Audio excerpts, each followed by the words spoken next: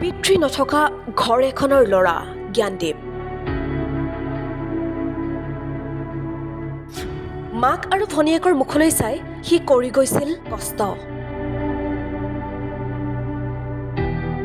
পুৱা 4 বজাত উঠি পেপাৰ বিলায়, দিনত ক্লাছ কৰে, আবেলি ৰেপিড' চলায় আৰু ৰাতি হ'লে জমেট' ডেলিভাৰী বয় হিচাপে কাম কৰে।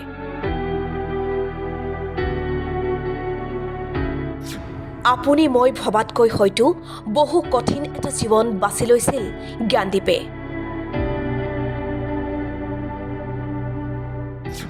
নিজেই উলিয়াইছিল পঢ়াৰ খৰচ, বুজা হ'ব খোজা নাছিল মাতৃৰ ওচৰত। মাতৃক জনোৱাও নাছিল জ্ঞানদীপে পঢ়াৰ বাদে আৰু কি কি কৰিছে। সি ভাবিছে চাগে মাক ইমান প্ৰেছাৰ নিদিওঁ, অলপ মানে পকেট মানি হওক বা কিবা এক্সট্ৰা খোৱা বোৱা বস্তু পইচা লাগে ন সিহঁতক, সেইটো কাৰণে সি চাগে সম্ভৱ এই কামটো সি পাৰ্ট টাইম হিচাপে লৈ কৰিছে চাগে। সি এক্সট্ৰাকে যে কিবা কৰিছে সেইটো মই নাজানো। মই গমেই নাপাওঁ সি যে পাৰ্ট টাইম কাম কৰে।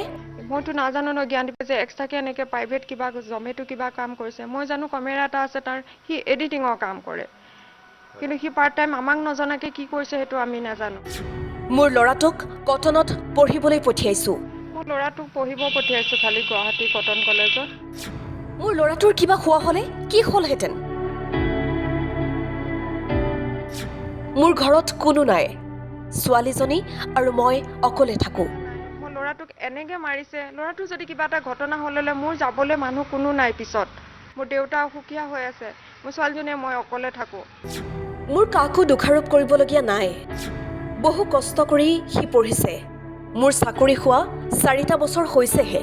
মই একো ক'বলগীয়া কাকো নাই, কাৰো ওপৰত দোষাৰোপো কৰা নাই, কিন্তু এনেই মোৰ ফালৰ পৰা একো আপত্তি নাই। বহুত কষ্ট কৰি পঢ়িছে, কাৰণ মই চাকৰি মোৰ মাত্ৰ 4 বছৰ হৈছে। মোৰ চাকৰি ইমান দিনৰ চাকৰি নহয়। আৰক্ষীয়ে ফাইন কাটক, এনেকুৱা কৰিব নালাগিছিল। মাৰাটো বেয়া পাইছোঁ, হয় ফাইন কাটক, তেওঁ কিবা এটা বেয়া পাইছে, ভুল হৈছে। চৰ এটা মাৰিলে ভাইটি হিচাপে মাৰিছে, সেইটোও বেয়া নাপাওঁ, কিন্তু তেওঁ এনেকৈ মানে মাৰিছে। তাৰ যদি ঘটনা হ'লে মই ৰাতিখন মই কেনেকৈ গ'লোঁ হ'লে।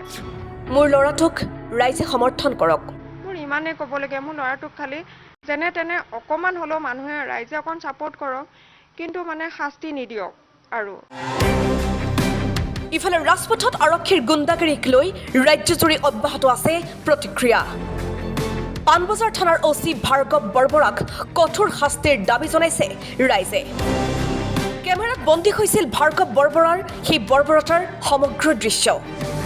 অৱশ্যে ইয়াৰ পাছত লগে লগে নিলম্বন কৰা হৈছে পাণবজাৰ থানাৰ OC ভাৰ্গৱ বৰবৰাক। কিন্তু কিবা যদি ভুল কৰিছে তাৰ শাস্তি আছে, অপৰাধীৰো শাস্তি আছে। ন্যায়িক প্ৰক্ৰিয়াৰ মাজেৰে যাব লাগে সকলো। ৰাজপথত যদি বহুত ডাঙৰ কিবা গণ্ডগোল কৰিছে তেতিয়াহ'লে বেলেগ কথা, কিন্তু খাকী পোছাক থাকিলে বুলিয়েই আৰক্ষীৰ এনে ব্যৱহাৰ কিমান গ্ৰহণযোগ্য সকলোৱে কৰিছে প্ৰশ্ন। Bureau' report, time 8।